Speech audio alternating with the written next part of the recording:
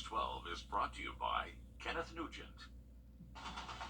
From the station that's on your side, this is News 12 First at 5. Family searching for closure after several deadly pedestrian hit and runs. Frustrating. They're not telling us anything. It's always, we're waiting. But some new information is being released just in time for a new push by the family to find out who is responsible.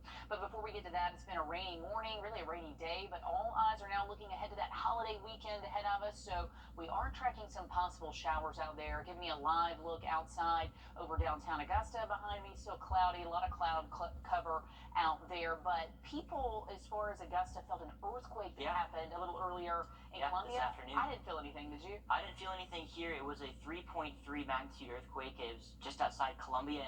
It was a little bit more shallow in the ground, so it was actually able to make it all the way here in Augusta. But I think it was mainly on the North Augusta side that people felt it. Let us know. I did make a Facebook post about this, so I'd love to see who felt the earthquake this morning, this afternoon rather. Here's a look at the map from it. It did occur out there in Columbia, and those waves made it all the way to the Augusta area.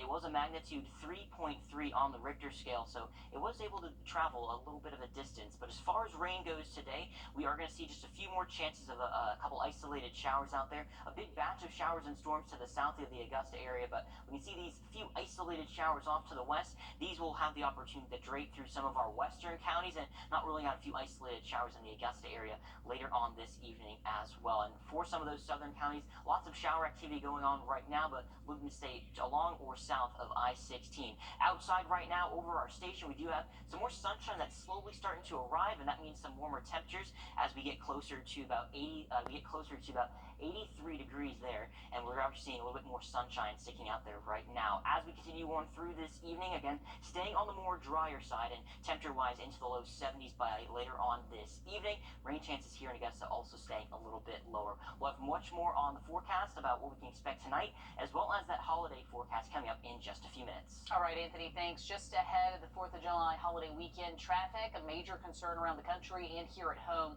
Our Wrdw joins me in the studio to talk about the rise in accidents here in our area. Well, a nonprofit says Georgia traffic fatalities surged 21% from 2019 to 2021. Now, you can see in this graph right here, over the last 5 years, that holds true. Now, in Richmond County, traffic fatalities are the highest they've been in 5 years. We've also seen several hit and runs over the last 2 weeks. Data shows that the roads are dangerous right now for drivers and pedestrians. One Richmond County family is still trying to find answers after someone hit and killed Jerry McKinnon on Coleman Avenue back in February. Now the family says there's new information in the case. McKinnon's brother says investigators tell them the vehicle is likely a Honda or an Acura SUV with a pearl blue color. It could be made between 2010 and 2022. They found the paint on McKinnon's clothes at the time. His family says they will not stop looking for answers. No, there's no stopping. But we're still coming after you. It might not be as vocal right now, but we're coming. We're still going to get you, period. Now, coming up on News 12 at 6 o'clock, we're going to have more information about the data right here. The family does say that there is a $3,600 reward for anyone with information on what happened to Jerry McKinnon. We'll keep you updated as we learn more with this. Okay, thanks for that, Will. A little earlier today, Aiken Tech evacuated campus over a bomb threat. According to their Twitter, they sent out the order a little after noon. Witnesses say there were at least 20 patrol cars at the school, and the Aiken County Sheriff's Office confirmed this was over a bomb threat. About an hour later, deputies gave the school the all clear to come back to campus. Richmond County deputies asking for your help finding a man wanted for armed robbery. 28-year-old James Andrew McPherson is wanted for a robbery that happened Monday. He might be traveling in a silver sedan, could be carrying a handgun, so consider him armed and dangerous. If you have any information, call the sheriff's office. R&B singer R. Kelly has been sentenced to 30 years in prison for child sex crimes. He was charged with racketeering and violating a sex trafficking law. This includes 14 underlying acts of sexual exploitation of a child and kidnapping. That trial has been going on for 6 weeks now.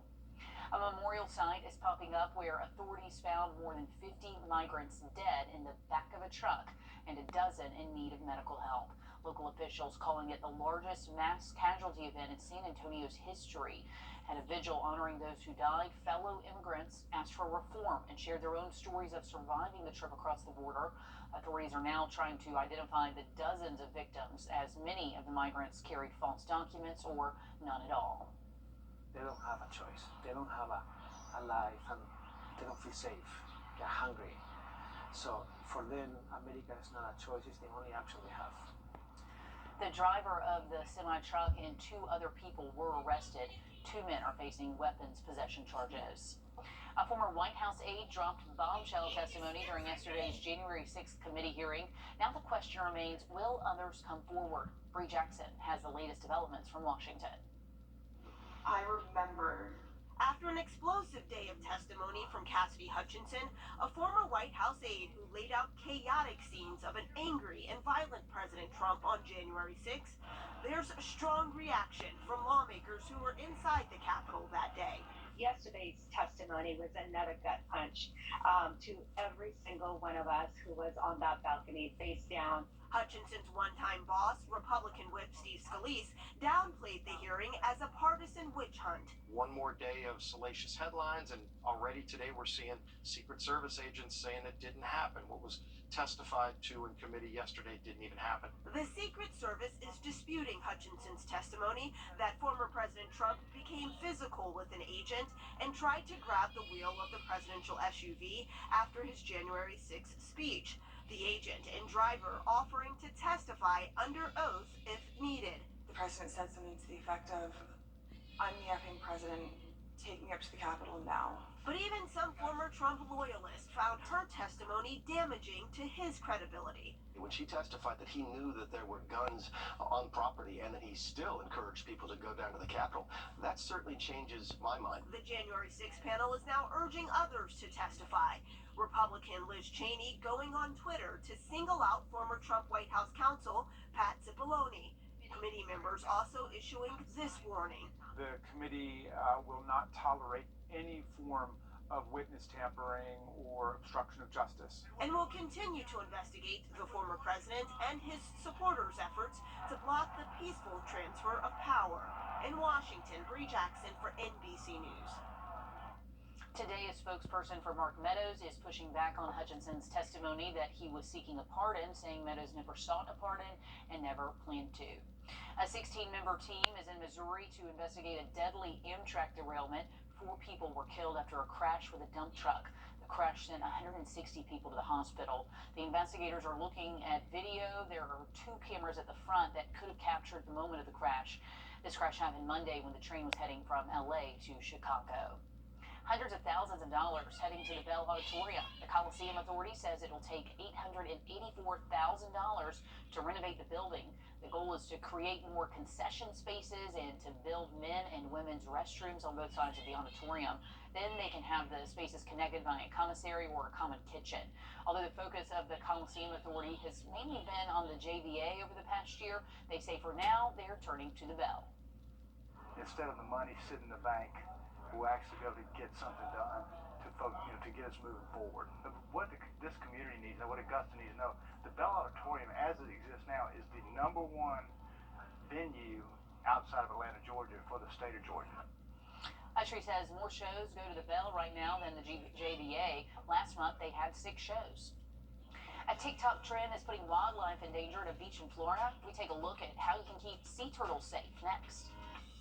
And as you're heading out the door this evening, we do have the potential for a few isolated showers to move in. Currently tracking those in the upstate of South Carolina and northern Georgia. These could be sinking into our region later on tonight. We'll track the showers coming up next. Now, your first alert weather with meteorologist Anthony Carpino. Well, we started this morning off on the more wet side. A bunch of showers and storms moved through the CS area, and ever since then we've been on the drier side.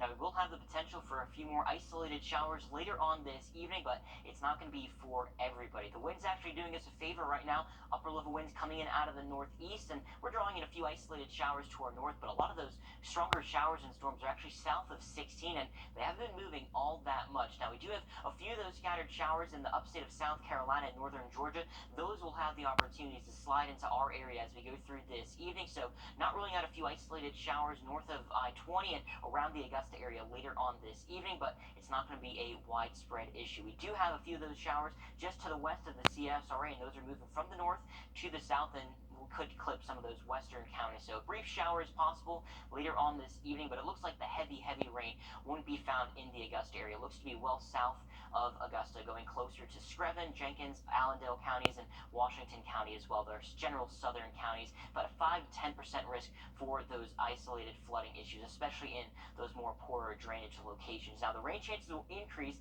as we go through the day on Friday, and then it starts to decrease a little bit more by the time we get through the day on Saturday, as well as on Sunday, and about a 20 to 30% chance for additional showers as we go through the day on Monday for the 4th of July. For the rest of this evening, again, an isolated shower or two can't be ruled out as we go through tomorrow morning. We'll start things off dry for your Thursday, but as we go through the afternoon, we'll notice that southeasterly wind come in, and that is going to be pulling in some more showers off the Atlantic. So some of our locations like Bamberg, Barnwell through Sylvania, you guys will be up first to see some of those showers into the afternoon.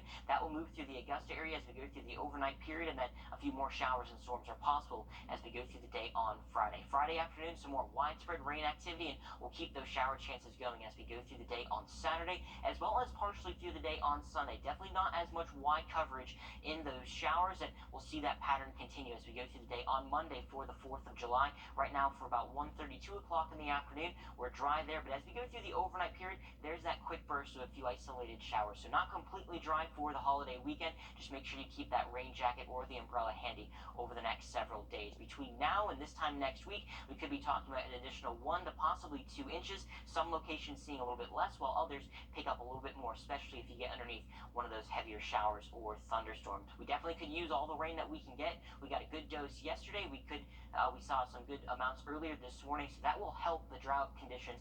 Moderate drought in some of our western and eastern counties, and abnormally dry for everybody else. Currently outside, we actually have a good bit of sunshine right now. We're going to warm things up a little bit more. 83 degrees here in Augusta, and later on this evening, if you have any outdoor plans, we're going to stick to those lower 80s here in Augusta. Partly cloudy by about 6 o'clock this evening, and over the next 7 days, here's what you can expect. 85 degrees for Friday, a little bit cooler thanks to more rain chances, and we're going to warm things up a little bit more for the upcoming weekend. Upper 80s and low 90s both Saturday and Sunday. We shift out of the higher rain chances as we go through the day on Sunday. A few isolated storms left over as we go through the day on Monday for the 4th of July. Laura? People living in part of Southwest Florida are not happy with a new TikTok trend. They say it's leaving giant holes on beaches and threatening sea turtles. Gage Goulding reports on how you can avoid this the next time you head to the beach. It's a lot of work just to film at TikTok. Holes much bigger than this one have been found all over Sanibel, many thanks to a new social media challenge. But the real challenge is to our turtles who might get stuck in here,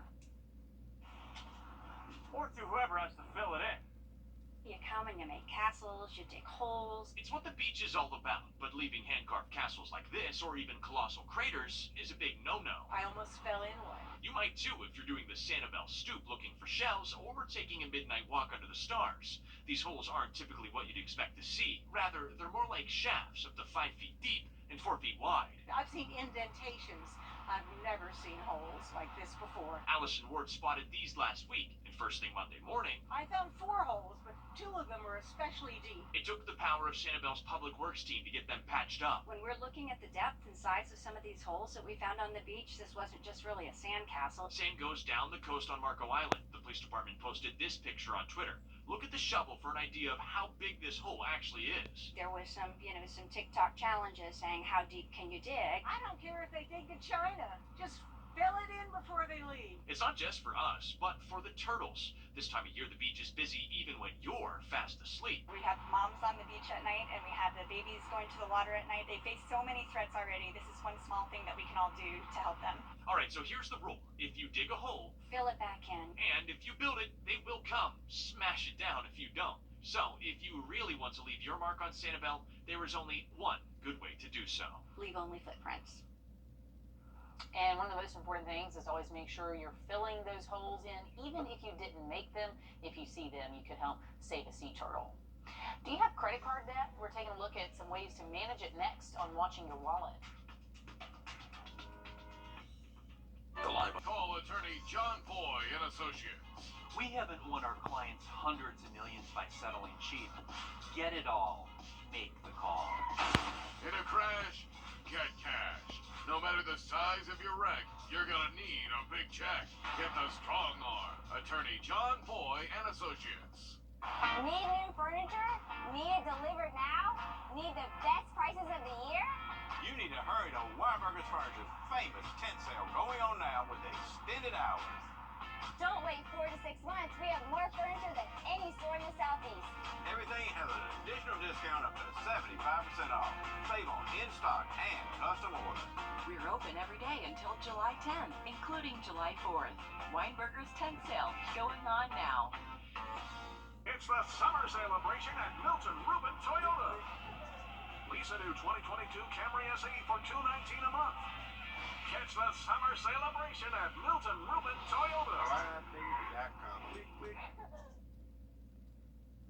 As the nation grapples with a worker shortage, South Carolina now has a new tool in place that it hopes will attract more Americans to live and work here.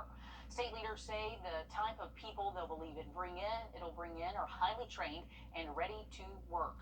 State House reporter Mary Green has the details from Columbia. Under a new state law, veterans in South Carolina will no longer have to pay state income taxes on their military retirement. South Carolina now joins more than 30 other states with a full tax exemption on these benefits. Being a military member, every dollar counts and helping to take care of myself and my family. And it is huge. It's a game changer. So we're going to keep the most critical skill sets that military members have right here in South Carolina because of H 3247. It's huge. It's everything. Governor Henry McMaster commemorated the signing of that bill today in Sumter County, just minutes away from Shaw Air Force Base. This new law applies to the benefits veterans receive if they've served at least 20 years. Right now, more than 63,000 veterans in South Carolina fall into this category, the 8th highest among all states. While they may have ended their service careers, many of them are still too young to retire from the workforce as a whole. State leaders believe eliminating this tax entirely on these benefits will encourage more of those veterans to begin that next chapter of their lives in South Carolina, living and working here with their families. We've had so many conversations right here in Sumter with military brass, with our airmen and our soldiers, talking about the fact that, I'd love to stay here in Sumter, I'd love to stay here in South Carolina, but it comes down to dollars and cents. The folks who are retiring won't have that excuse anymore because of this legislation. This law is now in effect, so those veterans who receive military retirement will be able to take advantage of it when they file their taxes next year. Reporting from the State House, I'm Mary Green. Before this law changed, veterans received a partial tax exemption on their military retirement in South Carolina. Among our neighboring states, North Carolina also offers a full exemption, while an expansion of Georgia's partial exemption will go into effect this Friday. So big news for the two states. South Carolina is getting a statewide flood recovery plan. This plan was recommended last year by the Governor's Floodwater Commission report. The statewide plan will look at South Carolina's 6 different watersheds, and it'll specifically look at finding out flooding risks and impacts from flooding and making recommendations on how we would recover from these natural disasters. Our primary concern with flooding is life safety, protecting people and ensuring that we don't have loss of life from a flooding event. But it affects, of course, our beautiful historic and cultural resources all across the Low Country. State officers working on this plan will share their findings and what they're working on. Airbnb is making their ban on house parties permanent. The company says people who violate this rule could either be suspended or removed from the platform. A temporary ban on parties went into effect shortly after the start of the pandemic to stop the spread of COVID.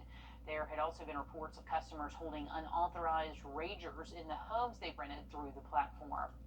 Credit card debt continues to climb in the U.S. as experts say people will likely lean on their cards to offset these rising prices and interest rates. Consumer investigator Rachel DePompa spoke with a financial expert on the best ways to manage your debt in this Watching Your Wallet. If you're planning to buy a home in the next year, make sure you limit opening new credit accounts. Jerry Dale, a financial coach with the Virginia Credit Union, says every time you apply for credit, there's a hit to it, especially if you're looking to buy a big ticket item. In 2022, if you're getting ready to get a mortgage this year, you do not want to open up any new credit for at least 6 months before that you apply for that mortgage. You want to keep it clean. Dale says a mortgage inquiry can affect your credit score by 30 points or more because it's such a big ticket item. If you open new accounts in those 6 months prior to your home purchase, the number of inquiries or applications you make factors into your score and could lower it by the time a lender checks your score for the mortgage. Dale says make sure you pay your bills on time too in those 6 months prior. Every little action you take can improve your credit standing. With this, watching your wallet, I'm Rachel DePompa. All right, thanks for that, Rachel. As we continue on through the rest of this evening, still watching that potential for a few isolated showers, moving in from the north, and even our southern counties getting in on a few light showers as well. We'll time out those showers and have that July 4th weekend forecast coming up next. It's the Okay, check this out. South Carolina middle schoolers raised money to buy an assisted mini car for a pediatric patient at Prisma Health Children's Hospital. The 2-year-old has a rare disease and will now be able to get around in style. The kids have been collecting money since December, and they're hoping to help even more kids get their own car. That is what every kid is dreaming of. So sweet that these kids helped make it happen. That is the Cadillac of all cars if I've ever seen it. Look at that. He is so happy there. And, He's being oh, shy. look at him. He's Like, so oh my excited. Goodness, what are all these cameras doing? Please, no pictures, Right, please. no paparazzi.